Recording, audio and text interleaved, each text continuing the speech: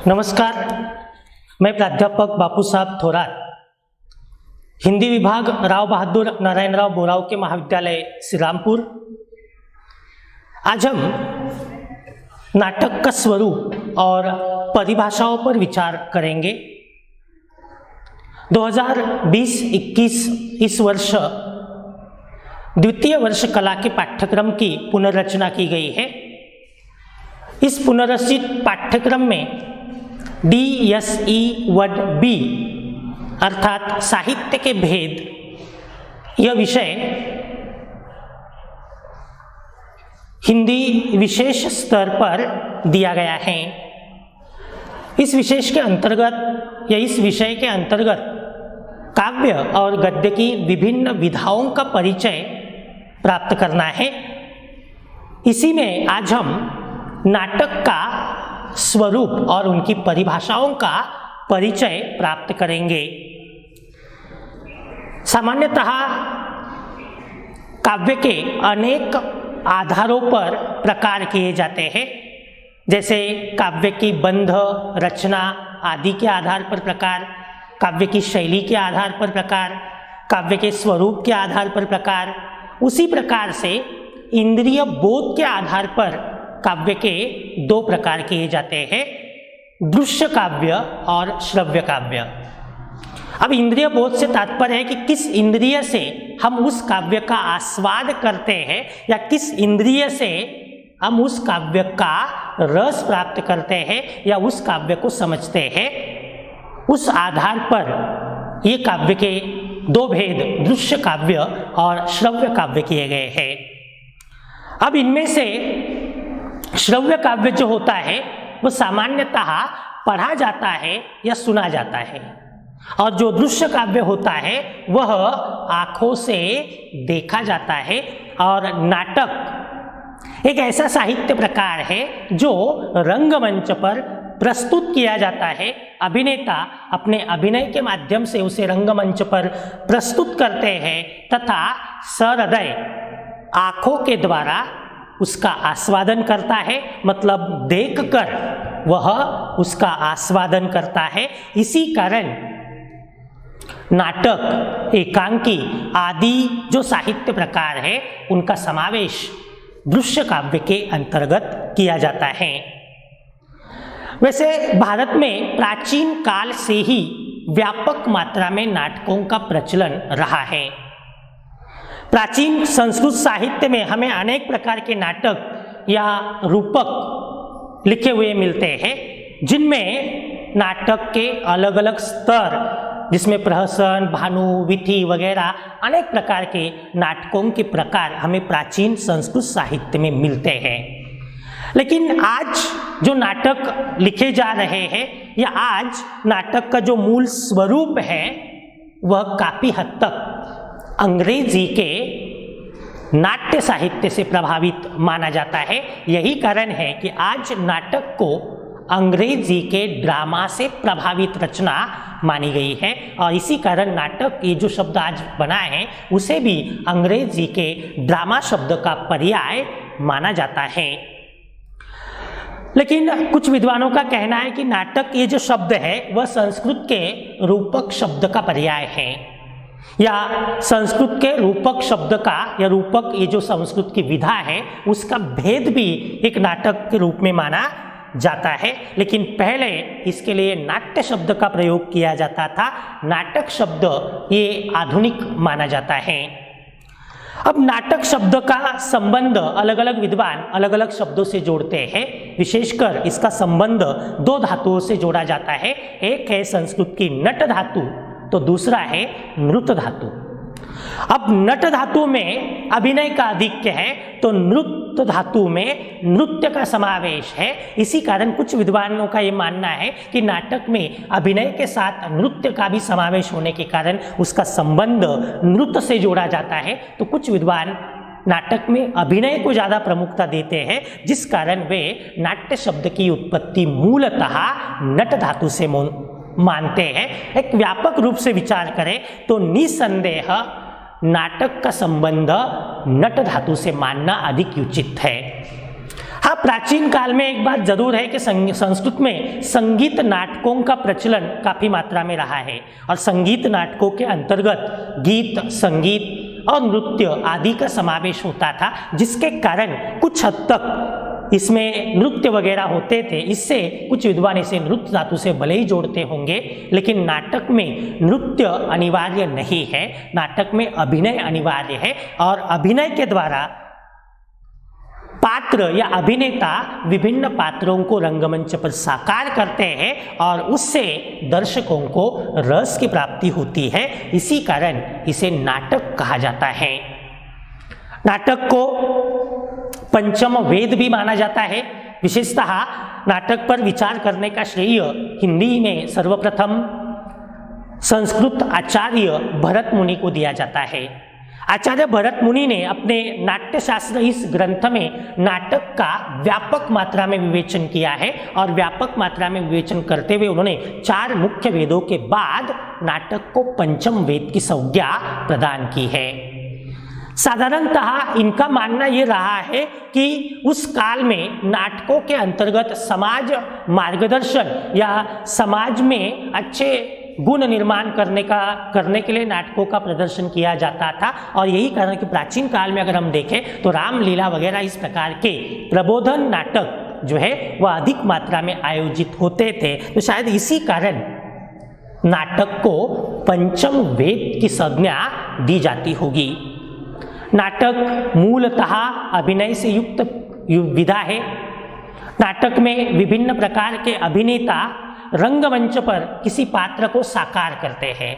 मतलब प्रत्येक अभिनेता किसी न किसी पात्र का अभिनय करता है। वह अपने बारे में नहीं बताता, बल्कि वह हमारे सामने, दर्शकों के सामने किसी पात्र को साकार करता है और अपने सहज, सुंदर और प्रभावी अभिनय के जरिए वह किसी पात्र को हमारे सामने हूबहू साकार कर देता है।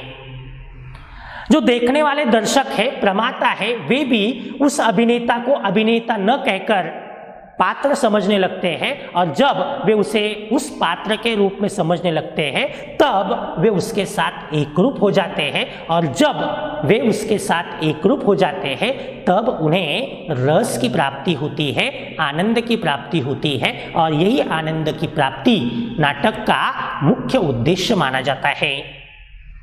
नाटक में अभिनय, रस, कथा, पात्र, उनका चरित्र, संवाद आदि का अत्यंत महत्वपूर्ण स्थान तो है ही, लेकिन इन सब के साथ साथ रंगमंच की भूमिका भी अत्यंत महत्वपूर्ण है।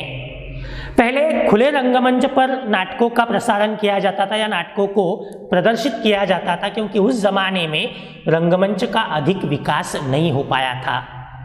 लेकिन बाद में फारसी रंगमंच का प्रभाव भारतीय नाटकों पर पड़ा है और फारसी रंगमंच के प्रभाव के कारण पर्दों की व्यवस्था आदि जो सुविधाएं हैं वे नाटक में निर्माण हुई है, जिसके कारण भारतीय नाटकों का व्यापक मात्रा में विकास हुआ है।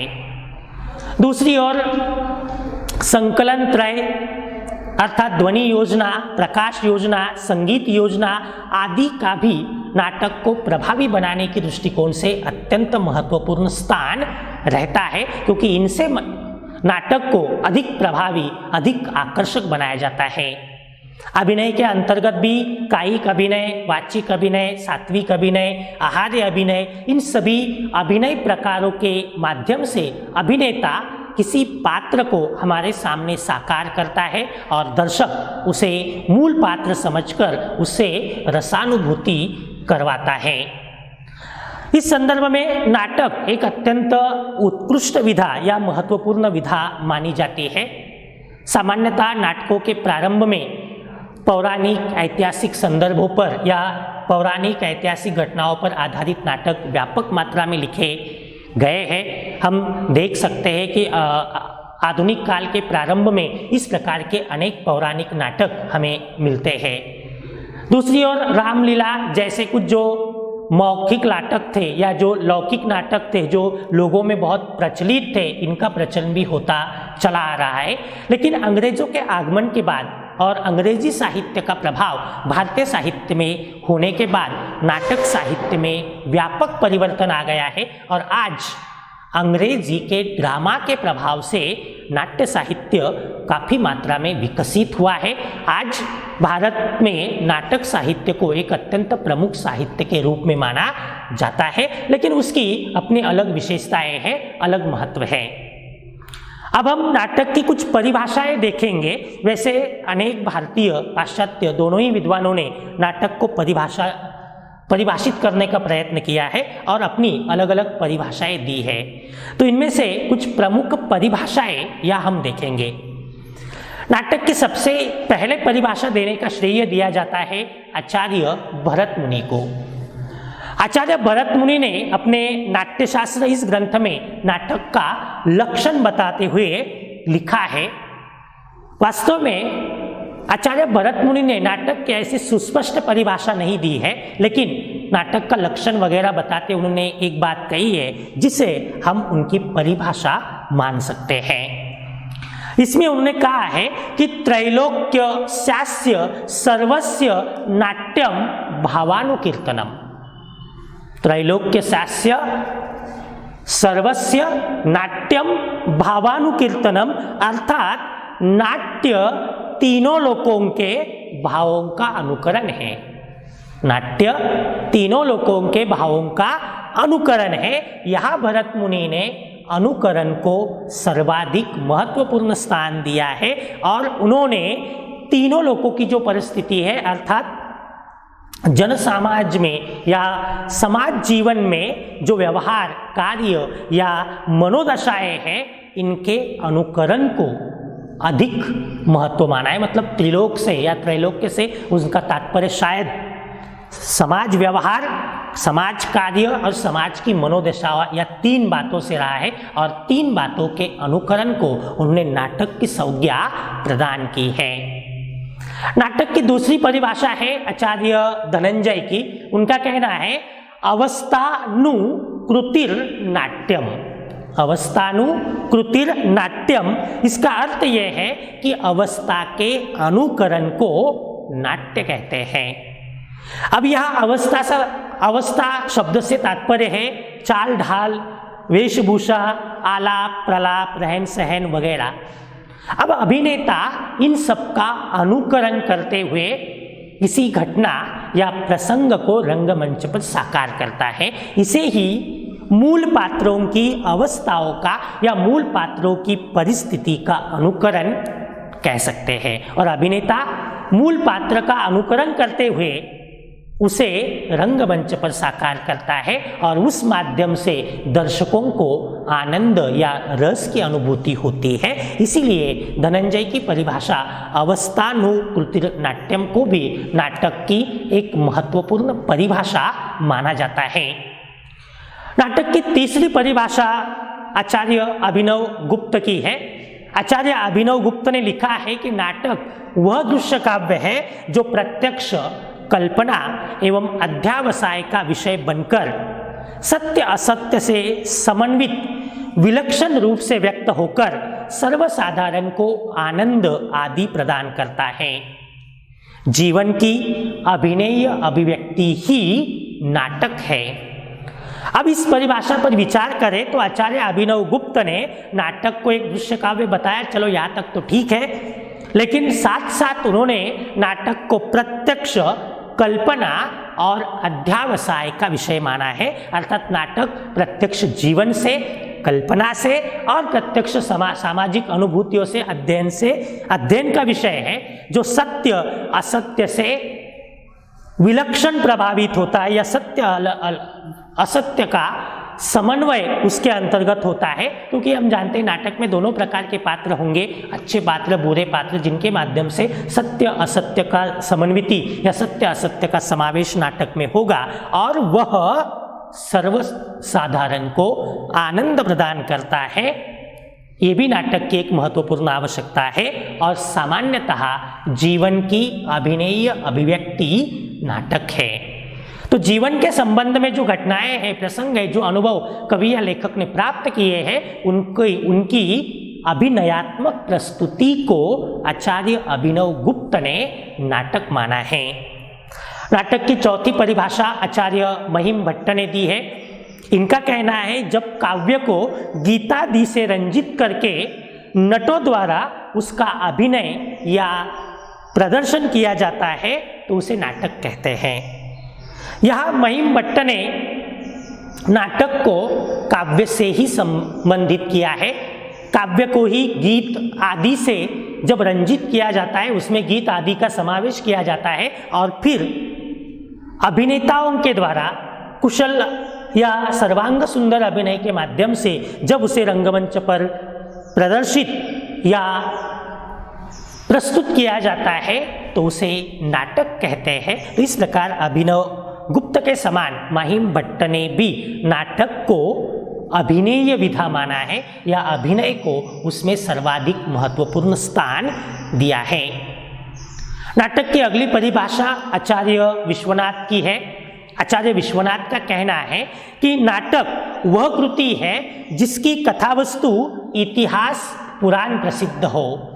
नाटक वह कृति है जिसकी कथावस्तु इतिहास पुराण प्रसिद्ध हो, जिसमें अनेक प्रकार के ऐश्वर्यों का वर्णन हो, अंक संख्या 5 से 10 तक हो, नायक उच्च वंश में उत्पन्न धीर वीर साहसी और प्रतापी हो, जिसमें अंगी या प्रधान रस वीर या श्रृंगार हो तथा अन्य रस सहायक हो, संधियों आदि का समुचित समावेश हो। अब इस परिभाषा में आचार्य विश्वनाथ ने नाटक के संपूर्ण स्वरूप को समाविष्ट किया है। उनके अनुसार नाटक में इतिहास या पुराण प्रसिद्ध कथानक को लिया जाता है। इस इतिहास या पुराण प्रसिद्ध कथानक की प्रस्तुति में विभिन्न प्रकार के ऐश्वर्यों का वर्णन, विभिन्न प्रकार के सौंदर्यों का वर्णन किया जाता है। अंक संख्या सामान्यतः 5 से 10 होती है। नायक धीर वीर साहसी प्रतापी एवं अनेक उच्च गुणों से युक्त तथा उच्च कुलोत्पन्न व्यक्ति होता है। वीर या श्रृंगार रस में से एक रस इसमें प्रमुख रस होता है और बाकी सहायक रस के रूप में आते हैं तथा इसमें संधियों का समुचित समावेश होता है। इस प्रकार की अनेक बातें इसमें आवश्यक मानी गई है। अगली परिभाषा पाश्चात्य विद्वान निकोल की है। निकोल का कहना है drama is copy of life, a mirror of customs, a reflection of truth. Drama is a copy of life अर्थात नाटक जीवन की प्रतिलिपि है, जीवन की जेरॉक्स है। Drama is a copy of life, mirror of customs अर्थात जीवन की प्रथाओं का दर्पण है। मिरर ऑफ कस्टम्स, कस्टम्स जीवन की रूढ़ी परंपराएं प्रथाएं, इनका दर्पण नाटक है। तो रिफ्लेक्शन ऑफ ट्रूथ अर्थात सत्य का प्रतिबिंब है। तो कुल मिलाकर नाटक जीवन की प्रतिलिपि है, जेरॉक्स है, जीवन की प्रथाओं का दर्पण है और सत्य का प्रतिबिंब है। इस प्रकार से उदात्त भाव से निकोल्स ने नाटक को परिभाषित किया है। प्रसिद्ध कवि और नाटककार जिनका अंग्रेजी में विशेष महत्व है, शेक्सपियर, इन्होंने नाटक के संदर्भ में कहा है कि स्वभाव, रूप, बिंब, युग, आकृति तथा उसके प्रभाव को बिंबित करने वाला दर्पण नाटक है। तो इन्हें स्वभाव, स्वरूप, बिंब, युग, आकृति और उनका प्रभाव, इन सबको बिंबित करने वाला, इन सबको व्यक्त करने वाला दर्पण नाटक कहा है। आधुनिक हिंदी विद्वान बाबू गुलाब राय ने नाटक की परिभाषा करते हुए लिखा है नाटक का संबंध नट से है। नाटक का संबंध नट से है। अवस्थाओं की अनुकृति का कार्य नट करते हैं और उसी में नाटक शब्द की सार्थकता है। अवस्थाओं की अनुकृति का कार्य नट करते हैं और उसी में नाटक की या नाटक शब्द की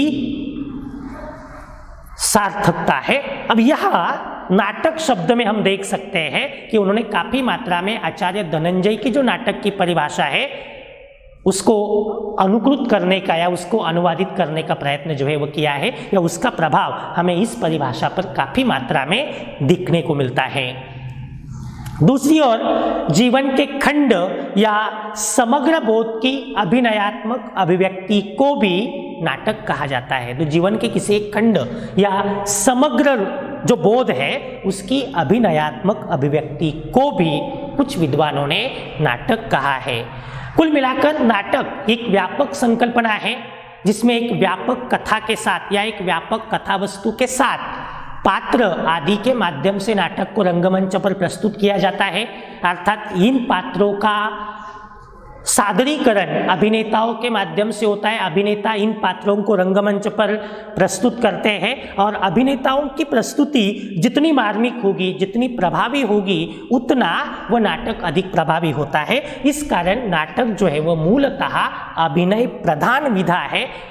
नाटक की कथा का विभाजन सामान्यतः अंकों के अंतर्गत किया जाता है। वैसे प्राचीन काल में अंकों की संख्या 5 से 10 मानी जाती है, लेकिन अब 3 से 5 अंकों का नाटक माना जाता है। प्रत्येक अंक के भीतर कुछ दृश्य समन्वित किए जाते हैं और इन दृश्यों के आधार पर पात्रों और कथाओं का विस्तार होता है। संवाद लिखे जाते हैं और इन संवादों के माध्यम से नाटक की कथा को रंगमंच पर प्रस्तुत किया जाता है। इसके अंतर्गत अभिनय, संगीत, ध्वनि, चित्र आदि का भी मार्मिक समन्वय करके नाटक को और अधिक प्रभावी बनाने का प्रयत्न जो है वह किया जाता है। इस प्रकार कुल मिलाकर हम देख सकते हैं कि नाटक आज के युग की एक अत्यंत लोकप्रिय विधा है। ये बाकी साहित्य विधाओं से अलग है क्योंकि यह मूलतः दृश्य विधा है या एक दृश्यात्मक साहित्य के रूप में ये लिखी जाती है, क्योंकि इसका अवगाहन या इसका बोध आंखों के सहायता से लिया जाता है, क्योंकि नाटक को रंगमंच के लिए लिखा गया माना जाता है और इसकी रंगमंच पर प्रस्तुति अत्यंत आवश्यक मानी जाती है।